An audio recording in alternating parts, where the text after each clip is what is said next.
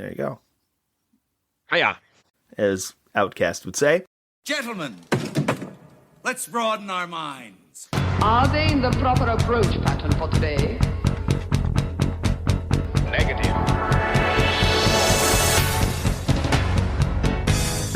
All weapons! Now! Charge the lightning field.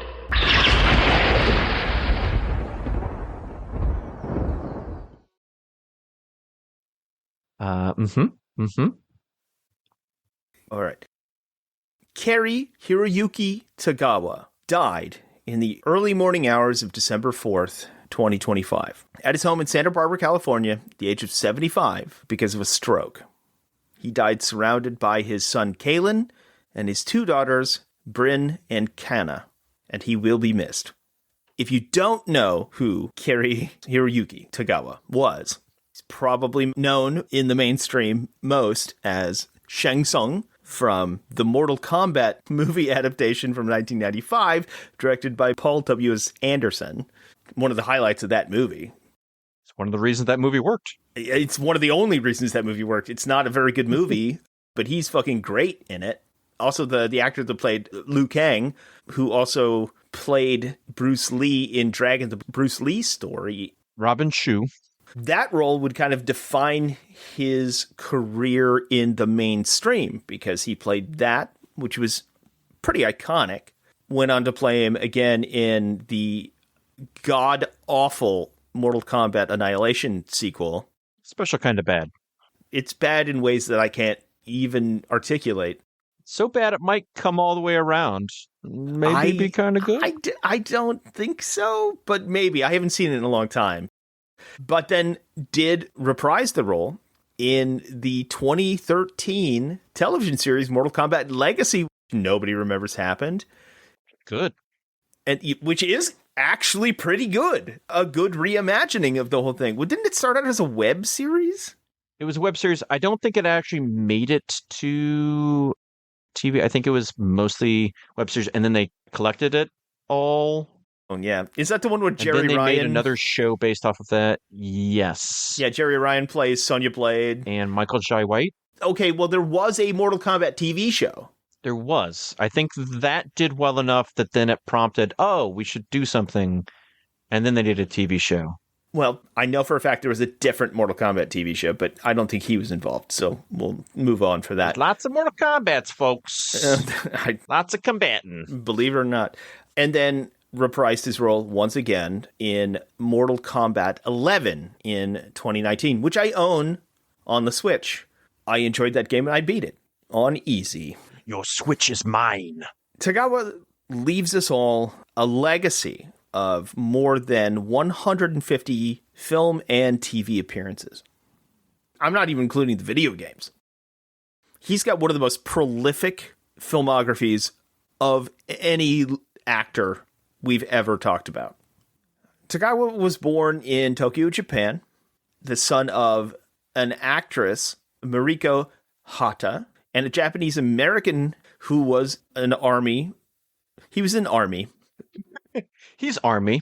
He is Army, who was, during his career, was stationed at Fort Bragg, Fort Polk, Fort Hood.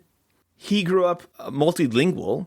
His mother grew up multilingual. She spoke English, Japanese, Russian, Korean, and Spanish. Damn. Damn.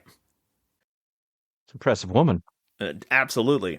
Their whole family spoke multiple languages. He was an army brat, of course, and so he grew up in all sorts of places. He had an interest in martial arts because if you're an Asian kid that grows up in America, and especially in that era, I guess that's what you do.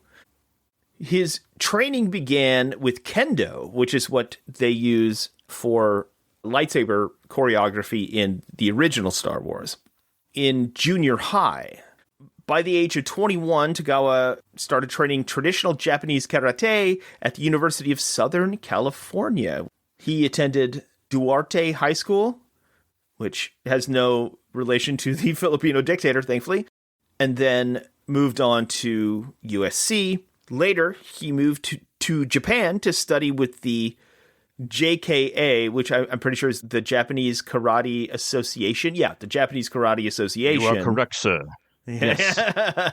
Under Master Nakamaya, Master Masatoshi Nakayama, who was famous for bringing the art of karate to basically the masses, to the Western world. He was Japanese master of Shotokan Karate, and he helped establish the Japanese Karate Association in 1949.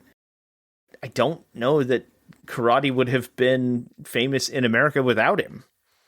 Tagawa was an apprentice of his and was prominent in the Japanese Karate Association. He hated being a fighter. He, by nature, hated violence and tried to create his own martial arts style that was less violent and more defensive, what we would consider the yogic styles of martial arts today: breathing, energy, the philosophical stuff. the Qigong, more Tai Chi, Aikido, Judo. Yep, absolutely. At least from his words, because he moved around a lot when he was very young, he had to live in the Deep South, and he realized pretty quickly that being Asian in the Deep South meant learning the necessity for martial arts. And so he had to use it, but he didn't like to resort to violence, and he would rather try to find ways to redirect their anger, thus avoiding conflict. In his own words, there are no winners in a fight. It's always better to resolve a situation peacefully. Mm-hmm. He then attended, eventually, the University of Hawaii as a part of the football team, not as a player, but as he describes as a masseur who would help rehabilitate the players, which I think is really interesting. Yeah. He considered himself a practitioner of both martial arts and Asian Qi healing techniques. In the 1980s, Tagawa founded a hybrid of martial arts and healing called Chu Shin, a form referred to as the martial alchemy. I'm glad he did that then and not now, because he would be so fucking QAnon now. Oh boy. Yeah. Tagawa said that it loosely translates to be centered inside your heart and mind. Mm-hmm. I think a lot of his approaches were completely genuine and heartfelt and well-meaning. But then things get a little weird later. We'll get into that later. He then decided to become an actor. And his breakthrough role came when he was cast as Eunuch Chang in The Last Emperor in 1987. I'm pretty sure that won Best Picture that year. You know, he also famously was in 1989 was an undercover agent in the Hong Kong Narcotics Board in the Bond film License to Kill in 1991. He starred alongside Dolph Lundgren and Brandon Lee in Showdown in Little Tokyo, where he played a Yakuza boss named Yoshida. Thankfully for him and his career, the 80s into the 90s was a prime time for Asian villain actors. Oh, big time. I do remember watching a MacGyver episode that was supposed to be about like some weird like Chinese, I think it was either drug trade or human trafficking trade. I can't remember which, or maybe it was like, like artifacts out of ancient China or whatever, but it had every Asian actor in the world in it. It was like him. It was James Hong. It was George Takei. It was several other people from Big Trouble in Little China, all of which were like different ethnic groups that were all playing Chinese people. Nice. And they would do like faux Chinese language when they would talk to each other. It wasn't actually Chinese. It was just like gibberish they'd make up or whatever. God. I know. You'd figure by the time MacGyver, I mean, this isn't the 1920s. Come on now. I know. By the time you get there, you'd think like, come on, guys, really? George Takei playing a Chinese person? Like, come on. Oh my. Yeah. It's like they just have all the Asian actors are in the pen and they're like, hey, give me one of the Asian actors, put them in here. But it says we need a Filipino for this role. They're all the same. Just throw them in there. Yeah, throw them in there. Yeah. There's a Mr. Show skit about that actually, where they do the court appointed experts and they're all just like sitting in a room. Yeah. His first credit as an actor is Big Trouble in Little China. as a Wing Kong swordsman. Just the background. Yeah, but look who else is in the background. I mean, what a fucking awesome cast to be a part of. What an awesome movie to be a part of. Yeah, that's so cool. Woo, he's been in a lot. He was, I think, typecast a lot, mostly because of he is sort of a gruff-looking mug. He's got a scowl constantly. Yeah, even though, like, from all accounts, one of the nicest guys you'd meet. Absolutely. He sounded like a real sweetheart. Yeah. He always got cast as villains. That's also part of, like, the time. I mean... Yeah. The not so obvious Yellow Peril shit that they put him in. Unfortunately, his appearance in Star Trek The Next Generation in Encounter at Farpoint is 1,000,000% a Yellow Peril stereotype. One of the later ones I can think of, actually, in that sense, because that was in 1987, where he really started hitting his stride. I mean, if you want a Yellow Peril, his role in The Phantom. Oh, shit. Yeah. Oh, the Billy Zane. Yes. Oh, God. Okay, look, we have discussed this a little bit in our Flash Gordon / Buck Rogers episode.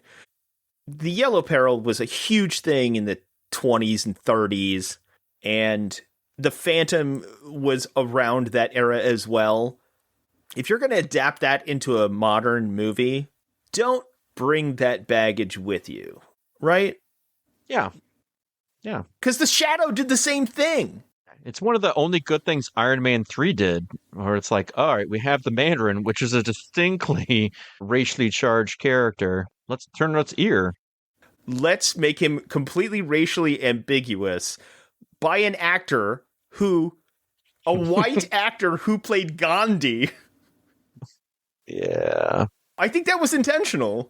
I do think it was intentional. I mean, you have to know going into it to get that deeper layer of the bit. I think a lot of people seeing Iron Man 3 might not have, but... And also, I do appreciate that they kind of rebooted that with Shang-Chi, which I think is pretty great. Mm-hmm. Yeah. He also did famously Rising Sun with Sean Connery and Wesley Snipes. Say what you will about that. The Phantom, of course. Pearl Harbor, the terrible Tim Burton Planet of the Apes, the Memoirs of a Geisha, and then hilariously the Tekken movies. Yeah. Mishima. Okay, yeah, I get it. You were in Mortal Kombat, so now you're in Tekken. Fine. Okay, whatever. I'm surprised you weren't in Street Fighter, the movie, as well. Obviously, 47 There's Ronin. Very few Asian people in Street Fighter, oddly. Yeah, you get a Hawaiian sumo guy? Yeah, I mean, I'm struggling to think of, I guess, Chun-Li? Yeah, Chun-Li, the archetype for exploitation of Asian women. And then, well, later you get Fei Long, who's just straight up Bruce Lee. But not in the movie. Oh, he's not in the movie, no. The racial problems in that movie are too many to count, to be perfectly honest. Innumerable? They are innumerable. You already pointed out that he was in The Phantom as a comic book well, you did. come to screen. Well, I did, yeah, but you said it as well. He was also, can't forget, in Elektra as Master Roshi, which is also the name of Goku's sensei in Dragon Ball. I own that movie on DVD somewhere. I don't even remember that. Oh, man. Yeah. Well, who remembers anything about Elektra? I remember that Terrence Stamp is Stick. That's what I remember. And I remember the deleted scenes. And that's about it. I mean, I remember Terrence Stamp, but I don't remember a single event or set piece or line of dialogue. I remember her getting attacked by the hand in one action sequence, and that's all I can remember. In fact, I remember the deleted scenes with Ben Affleck more than I remember the actual movie. Because it was so weird and stood out. Yeah, that's bizarre. Well, it's not a highlight of his career. I just wanted to point out, I mean, the nature of our podcast, I thought it behooved us to at least... Oh, absolutely. That's why we need to talk about it, because these are the roles that we like. These are the roles that we want to talk about. Well, maybe not Elektra, but Well, yes. maybe, yeah, I don't, yeah, fuck, I don't. But you know what? The man worked. Always working. He always had a job. There are very few people in Hollywood who always work like he did. It's James Hong. They were both in big trouble, but James Hong was the lead villain. They appeared often together. They had similar career paths. But other than that, very few are as prolific as Tagawa was. He did appear in Amazon Prime's adaptation of Philip K. Dick's The Man in the High Castle, which I thought he was good in, even though the show was so flawed that it's not worth talking about. The first season I was kind of like enamored with, and then seasons 2 and 3, I'm like, what are you doing? Stop it. Please just stop hurting us all. I would say that's one thing about Carrie's work in general, is that almost everything he was in, like, you can point out, it's like, oh, he was good in this. You know, it's tough to point out something that he wasn't in. Those are just movies. Look at his TV appearances. It's crazy. Truly runs the gamut. Oh, it's all over the place. MacGyver, The Colbys, Star Trek, Miami Vice, Hotel. Everybody was in Hotel. He was in an episode of Superboy. It's true. Baywatch, Alien Nation, Babylon 5, Renegade, Moonlighting, Mission Impossible, Walker, Texas Ranger, Stargate, Sabrina the Teenage Witch. Net Force. What the fuck is that? It's a rabbit hole going down like, oh, what is this that he was in?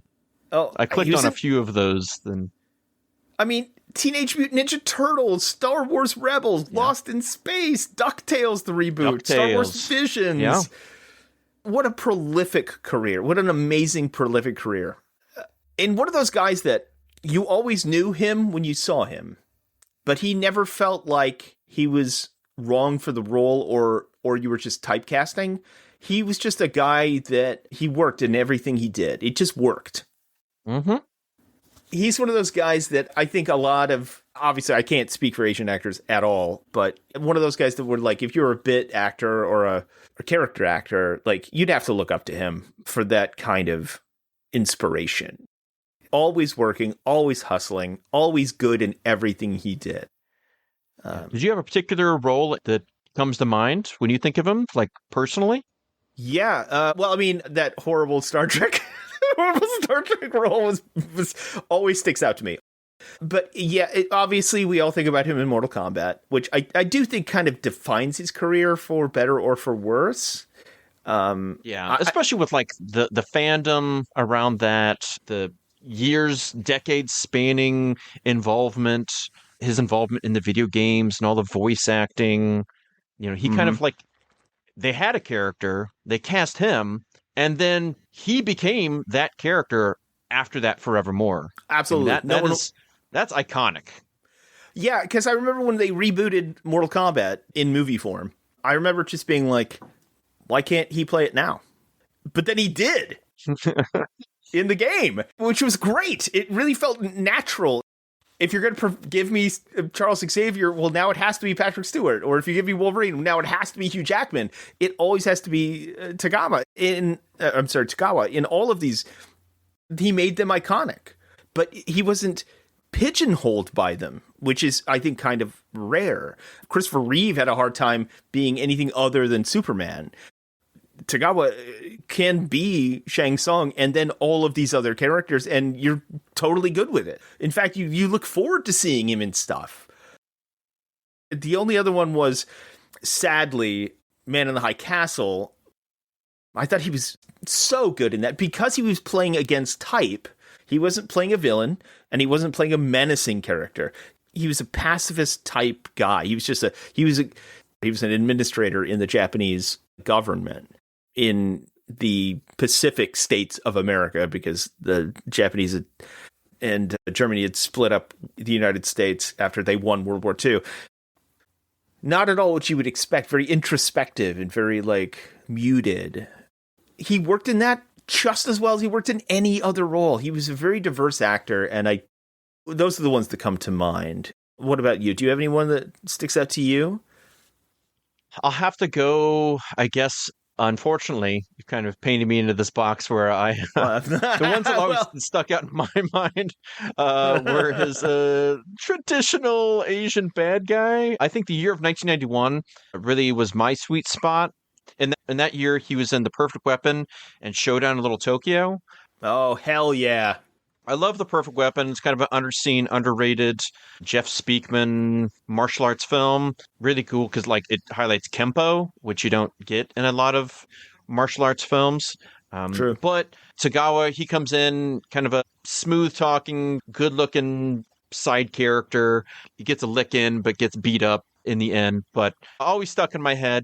And that same year, he plays one of maybe the scuzziest and most vicious of all 80s, 90s bad guys as Funeki Yoshida. It's kind of like this Yakuza kind of like drug criminal kingpin. Oof. The stuff he does in that film, especially with some of the women, it's brutal. Extremely misogynistic and kind of disturbing. But it always stuck out because he had this evil suave. Mm-hmm. In this role, it's in spades, and he does stuff just off the cuff that is horrific, but makes for a good bad guy to pair off against Brandon Lee and Dolph Lundgren. Just kind of always stuck in my mind. It's like Absolutely. When I thought of him, I'd seen that movie a billion times and always stuck in my head. So when he's that, and he in certain other roles that he had done before, like even in Kickboxer 2, to a certain extent, he does have this persona that he can put on that's this oily, slick, just embodiment of evil type, right? Where he's just especially with his voice and the way that he presents himself, malevolent but commanding sort of presence. And he does that better than almost anyone who's ever played a villain in Hollywood. It's so good that you totally understand why they made him Shang Tsung and why that's so iconic, because he has all these lines that he delivers that are kind of garbage dialogue and just snippets of stuff taken from the video game that he delivers that you totally buy. But then in stuff like The Man in the High Castle, where he's this empathetic family man who loves his children with almost the same persona, it's so subtle that you buy both. And I think that's one of the unsung things, that un-Shang Tsung things that we don't talk about when we talk about character actors, is that they're character actors because they can play so many different things. They're so good at the subtleties, because a lead actor is a lead actor for different reasons, and a character actor puts in the work. Tagawa was on that level. I mean, in the movie Twins, he was credited as Oriental Man. I mean, yeah, come on, guys, really? There's an Edward James Olmos film where he was El Japo. Right, exactly. When it comes to Tagawa, he was a phenomenal character actor who never really got his, I think, recognition, but always worked. His later stuff was weird. When he converted religiously and then moved to Russia, that got weird. Yeah, do tell. There's not a lot of information about it. I mean, he just kind of he, for some reason, converted to essentially Russian Orthodox. They call it Eastern Orthodox religion.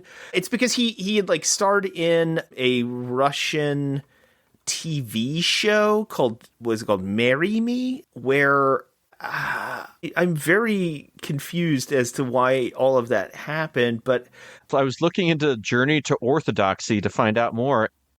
My malware stopped me from going there. Okay, that's about right. He went into the Russian Orthodox Church, took the name of the great martyr and healer, Saint Panteleimon. Panteleimon? Never knew how to say that.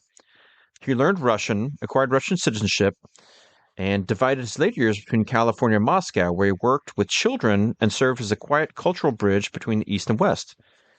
His baptismal name was no coincidence. The former screen villain had long developed a healing system based on breath and energy that helped terminate ill patients, and he saw the fulfillment of his life's calling to heal rather than to harm. Right. Okay, so... Wait, what? Okay, so I'm looking at a blog that I translated from Russian. It has a credited writer, though it supposedly is him. So I'm a little dubious, but okay, this is what I found so far. There's a connection with Russia in my family's history. My father learned Russian while he was in the United States of America. My uncle, who was a famous singer in the 1960s, gave concerts in Moscow every year. He also spoke and sang songs in Russian, and therefore he's a part of my history, which is connected with Russia. I was impressed with the depth of Russian people's hearts. This was the first thing that caught my eye. Your soul, heart, and mind are drastically different from the American way of thinking, and are absolutely different from the European way of thinking. You come from some very deep energy, which is completely palpable. I grew up in America, and the Japanese part of my soul helped me survive, though I was far from my motherland. When I came to Russia, I felt that my Japanese origin was very close to the heart and the soul of the Russian people, which is weird because they used to fight wars all the time. Most importantly, I noticed that the personalities and souls of these two peoples were indeed similar. You and us are not soldiers, but warriors. A little later today, I will convert to the Orthodox faith and begin my religious path. On this path, my conversion to Christianity will become complete. Okay. The next paragraph is titled, I Saw Hell. My father did military service for the United States of America in Hawaii. My mother had a very conservative Japanese outlook and lifestyle. Her energy and personality were very samurai-like. She held imperial Japanese and military views. Therefore, there are two countries in my family, the Army of the United States of America and the Japanese Navy. The gap was huge. My goal was to unite what was best from both sides of that gap. Yeah, this has to be him. I grew up in Louisiana, North Carolina, and Texas, which are the worst parts of America. Can't argue with that. I can say that I grew up in hell with full responsibility and seriousness. Therefore, I speak about a path and hell. It is not theoretical for me, but it was my life in America. It was my experience.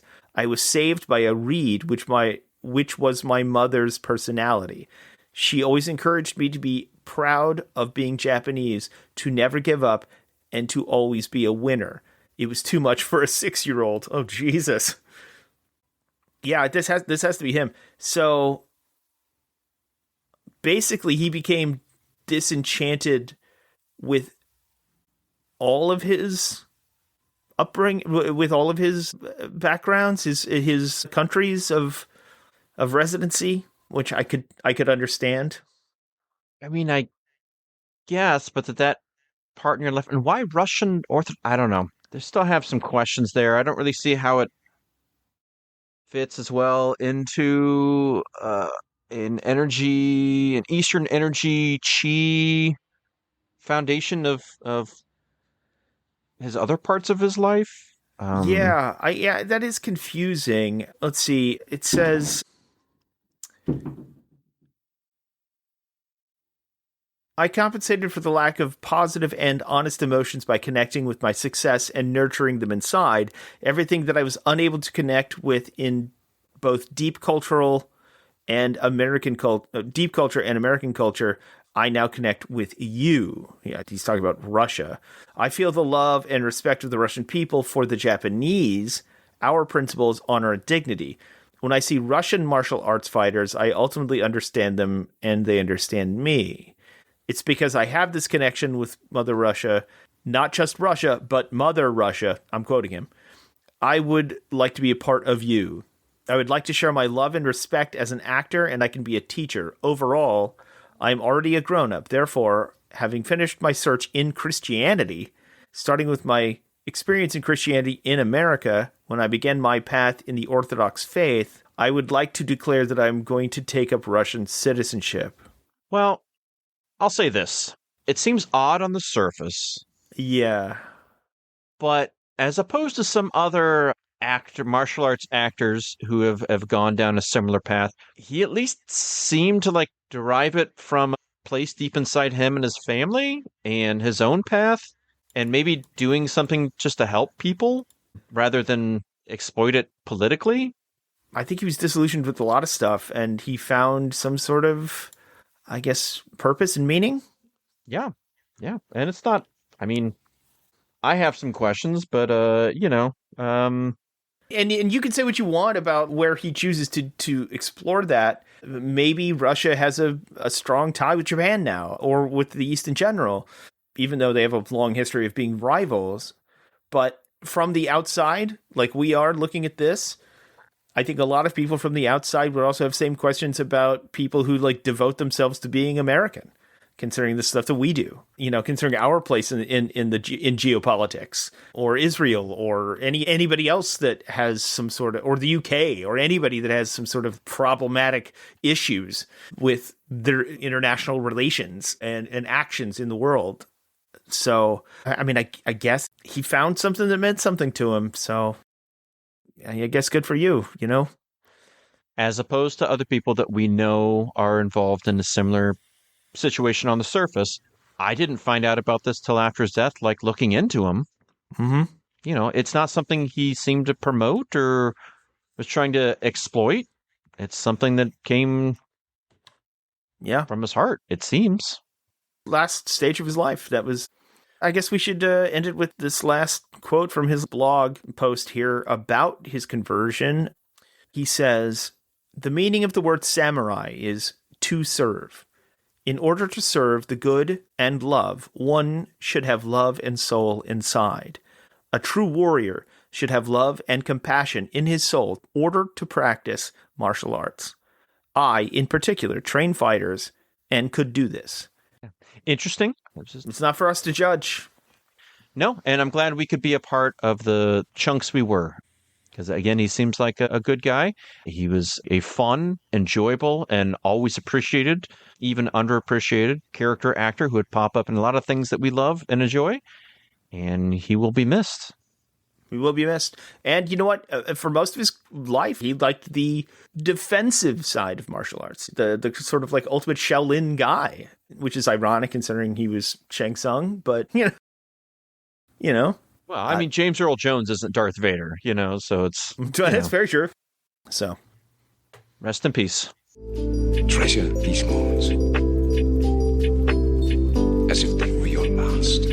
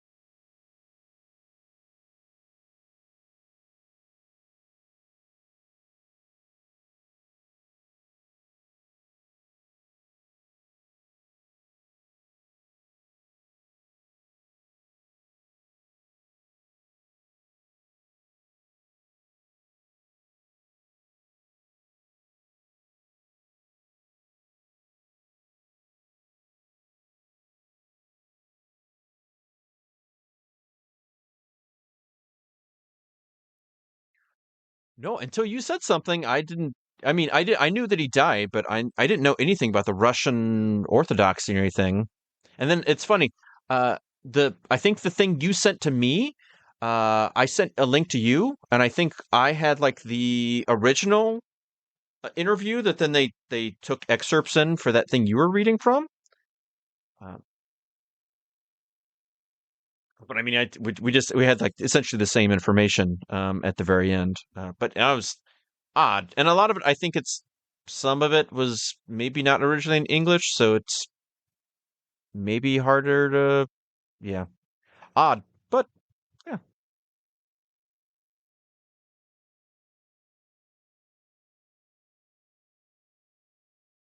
yeah, yeah,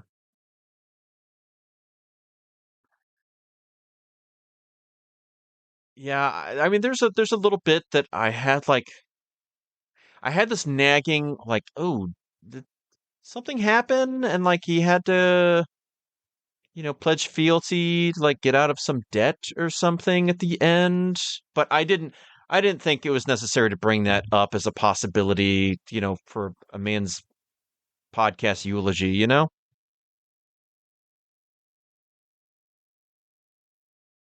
Yeah, Steven Seagal's a piece of shit.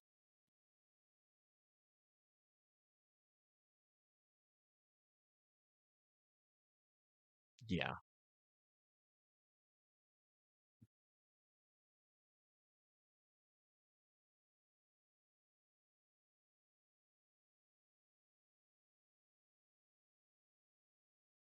yeah. I don't know.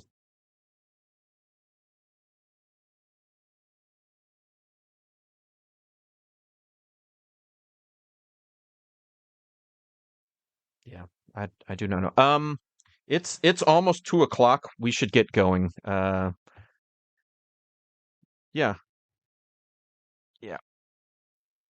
Okay, and we'll talk about Mandela Christmas. That's what we're doing next week? A very Mandela Christmas. Yeah. Hopefully I can find some other Mandela effect Christian Christmas things. I'm not sure. We'll have to dig into that, but we'll see where it goes.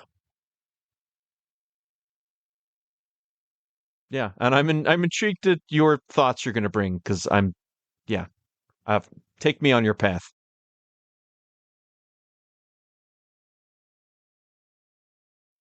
All right. All right. Sounds good. Talk to you later, man. All right. Bye.